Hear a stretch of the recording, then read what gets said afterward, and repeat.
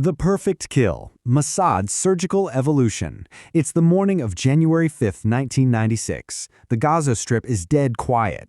Inside a completely normal, nondescript house, a standard Motorola cell phone starts to ring. A man walks over. He picks it up.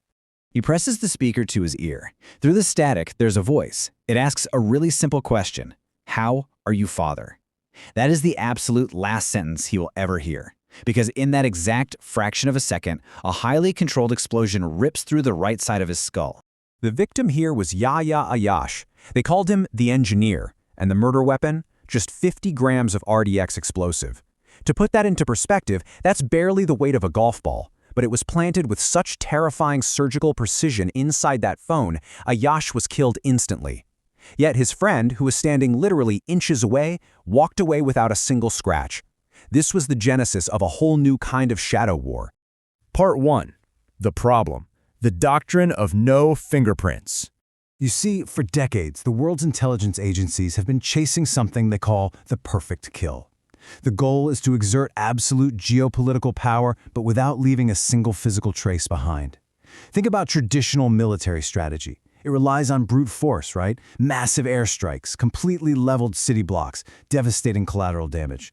But surgical warfare, that operates entirely in the shadows. We're talking about a fundamental shift in state power. It's moving from the sky right down into your pocket. Part 2. Exploiting the human routine. Let's go back to Yahya Ayash. The man was essentially a ghost, a master bomb maker who built explosives from household detergent and moved through the streets hiding in a burqa. Tracking him felt basically impossible. But in the dark world of clandestine intelligence, comfort is the ultimate enemy of survival. Ayash made one fatal psychological mistake. He got comfortable. He established a routine. So here's the setup. This operation didn't need a massive tactical hit squad dropping from helicopters. It just needed a human vulnerability. Intelligence operatives found the uncle of one of Ayash's friends, and it turns out this man's loyalty could be bought with a simple exchange: cold hard cash and a couple of US visas. In return, they got temporary access to a borrowed Motorola phone. They molded those 50 grams of explosives so perfectly that the target's own trusted device was literally transformed into his executioner. Part 3. The rise of the AI sniper. Fast forward to late 2019, and the rules of the game have completely changed. I mean, what happens when a rigged phone just won't cut it anymore? Your target is Mohsen Fakhrizadeh. He's the granddaddy of Iran's nuclear program. This guy is shielded by a literal nation-state, backed by a massive government budget, and surrounded by a constant detail of 12 highly trained bodyguards. Taking him out, that required a massive, almost sci-fi level escalation in tactics. It's the automation of assassination. Mossad knew Fakhrizadeh drove from Tehran to his home in Absard every single Friday. Again, a routine. So on this quiet, winding road, they parked a decoy construction truck, made it look like it had a flat tire. But hidden under the tarps, the materials in the back, was a 1-ton machine gun. As Fakhrizadeh's car slowed down for a speed bump, the system engaged. First, a satellite identified the convoy. Then an AI scanned his face in real time to confirm the target. The system automatically adjusted for the ballistic movement of the car, and it opened fire. And the craziest part? Within 3 minutes of the kill, that truck self-destructed to erase absolutely all evidence. 0 boots on the ground, 100% accuracy. By the time that trap was sprung, there wasn't a single Mossad agent left anywhere inside Iran. The operators pulling the strings, they were thousands of miles away, clinically watching the whole execution unfold on a digital screen. Part 4. The shell company racket. Now we pivot to something even more shocking. $320. That was the shockingly low reported balance sheet of a firm called BAC Consulting. Now on paper, they were a totally legitimate Hungarian-based distributor for a Taiwanese pager company. But in reality, they were a financial ghost. It was a complete shell company racket built from the ground up for one reason: to manufacture a modern-day Trojan horse. Because they weren't just selling cheap electronics, they were distributing sleeper agents right into the supply chain.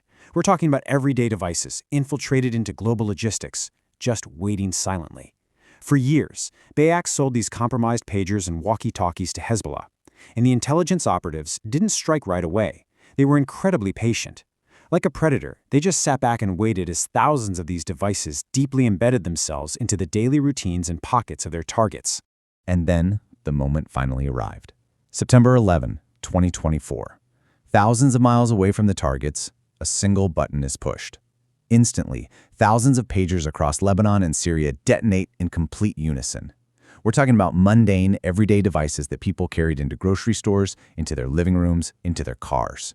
In a split second, they were all turned into deadly shrapnel. The sheer, grim scale of this attack was entirely unprecedented. And it didn't stop there. The very next day, the walkie-talkies started detonating. And remember, those are devices with even more physical space hidden inside to pack in explosives. Within just 48 hours, dozens of people were dead. Over 3,000 were seriously injured. The blast radius here wasn't a physical city block anymore. The blast radius was an entire communications network. Part 5. Weaponizing the supply chain. Look at the speed of this evolution. This brings the emotional and geopolitical stakes right to our own front doors. In less than 30 years, we went from one single rigged Motorola phone in 1996 to a one-ton automated AI sniper truck in 2019, all the way to the mass detonation of compromised global supply chains in 2024. The ordinary, everyday trade networks that run our world have been fundamentally weaponized. Part 6. The price of precision. We have officially entered a dark new era. We're living in a world where intelligence agencies can silently manipulate international trade routes, use artificial intelligence, and pull a trigger from a server farm on the other side of the planet. So what's the takeaway here? It's chillingly simple. No one is untouchable. Physical security is becoming an illusion.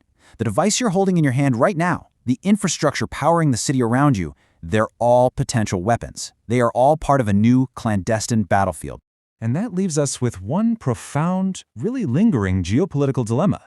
If a nation-state is fully capable of this kind of surgical, sci-fi level precision, if they can execute specific targets with zero boots on the ground and zero traditional collateral damage, then what does it mean when we see massive, destructive military operations that level entire neighborhoods? Does that mean collateral destruction is no longer just an accident of war, but a deliberate choice? Think about that.